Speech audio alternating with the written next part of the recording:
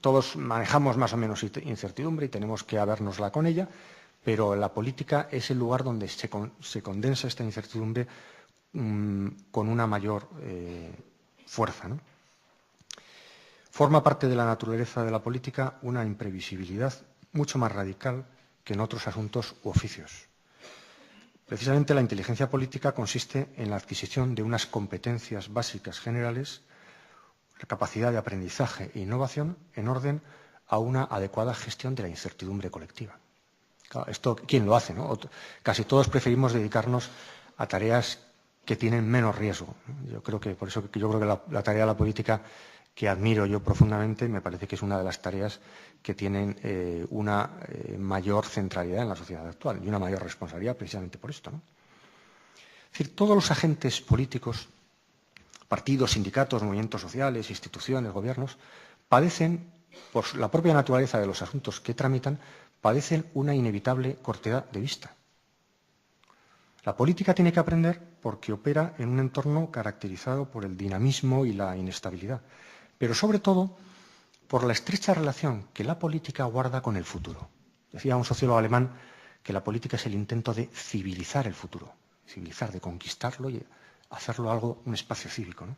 De impedir la clausura del futuro, su colonización por un pasado determinante, por el cierre de las oportunidades o por la mera inercia administrativa, porque también la inercia administrativa clausura el futuro, ¿no? Por eso creo que uno de los mayores desafíos actuales consiste en introducir procedimientos de reflexión en una vida política que suele estar dominada por lo inmediato, por la tiranía del presente, por la inercia administrativa o por la desatención hacia lo común. Que la política sea un sistema de aprendizaje no significa que los políticos sean o deban ser muy listos, como es el caso de los que están aquí. No es esto de lo que estamos hablando. Como en el caso de las organizaciones, se trata de una forma de inteligencia colectiva. El saber del conjunto no se reduce al saber de sus miembros, aunque aquel sea impensable sin este.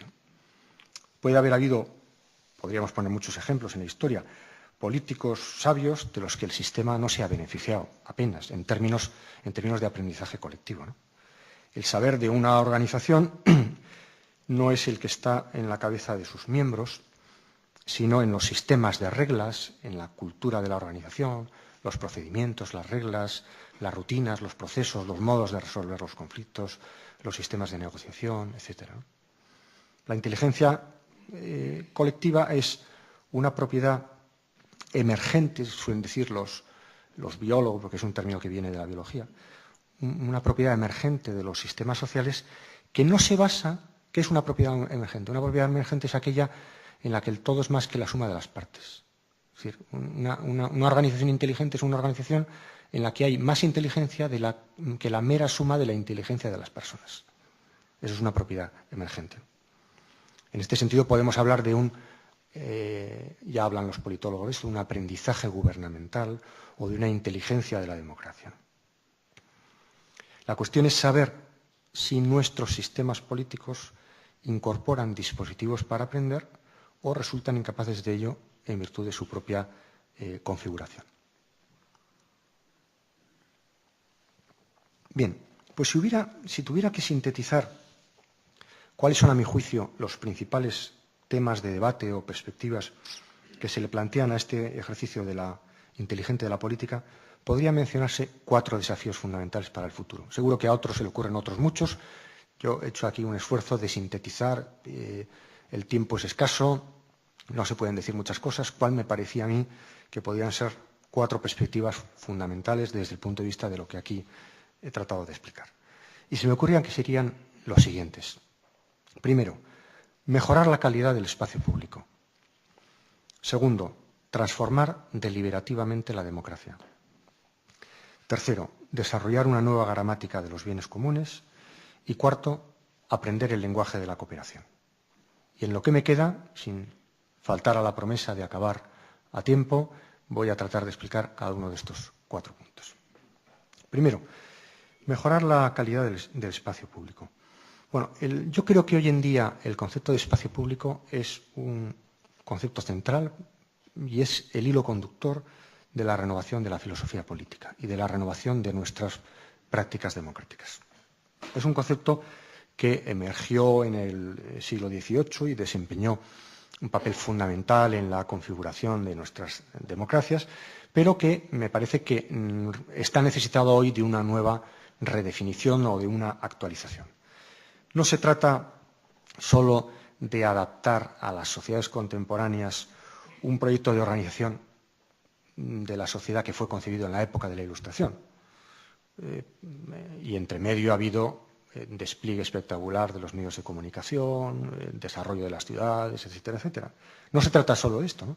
También, a mi juicio, constituye una buena ocasión para volver a pensar cómo podemos ajustar nuestros ideales normativos de la democracia y de la vida en común a las condiciones actuales de gobierno y de funcionamiento de la sociedad. ¿Qué podemos esperar y qué podemos exigirle a la política en el momento presente? Yo creo que este concepto de esfera pública puede seguir siendo fructífero a la hora de examinar críticamente la situación de la democracia contemporánea, de los debates parlamentarios actuales, ¿no? Donde realmente, tampoco me voy a extender en la parte crítica porque yo creo que eso lo tenemos todo muy claro, más que espacio público lo que hay es espectáculos de aclamación, ¿no? Hay más espectáculos de aclamación, más escenificación que verdaderos debates, ¿no? Cuando al mismo tiempo la equiparación de lo público con lo estatal tampoco es una equiparación que tenga sentido, habría que matizarla muchísimo. O cuando la distinción, por ejemplo, entre lo público y lo privado, tal como la hemos manejado hasta el momento presente, también requiere una cierta definición. Bueno, ¿y en qué línea habría que transformar, a mi juicio, el espacio público y sobre todo nuestros procedimientos parlamentarios de toma de decisiones, de discusión y de debate? Pues en la línea, y es el segundo punto, de la democracia deliberativa, transformar deliberativamente la democracia. Las sociedades, yo lo suelo explicar así, me parece que es una metáfora, una manera de explicar que es ilustrativa, ¿no? Un parlamento fundamentalmente es una institución que sirve para el aprendizaje colectivo. Claro, si yo ahora digo esto y lo comparamos con nuestros parlamentos y las prácticas, no hace falta referirme a ninguna concreta, que tenemos todos en la memoria, ¿no? Pues evidentemente esto contrasta, pero yo lo siento mucho, pero esto es ahí, tiene que ser así. Y si no, no vale para casi nada, ¿no? Es decir, un parlamento es una institución de la inteligencia colectiva. ¿Y qué hacemos con la inteligencia colectiva? Pues con la inteligencia colectiva hacemos lo que hacemos con la inteligencia individual, que es combatir la perplejidad. Una institución de inteligencia colectiva para lo que vale es para hacer frente a la ignorancia colectiva. Porque colectivamente, como sociedad, padecemos una cortedad de vista, una ignorancia acerca de la propia naturaleza de lo que nos conviene. Bueno, esto además es especialmente necesario si tenemos en cuenta que la ignorancia a la que tiene que hacer frente la democracia, la política, es descomunal. Es una ignorancia, como decía antes, sobre asuntos de enorme complejidad. Y la inteligencia es algo que solo se ejerce compartidamente.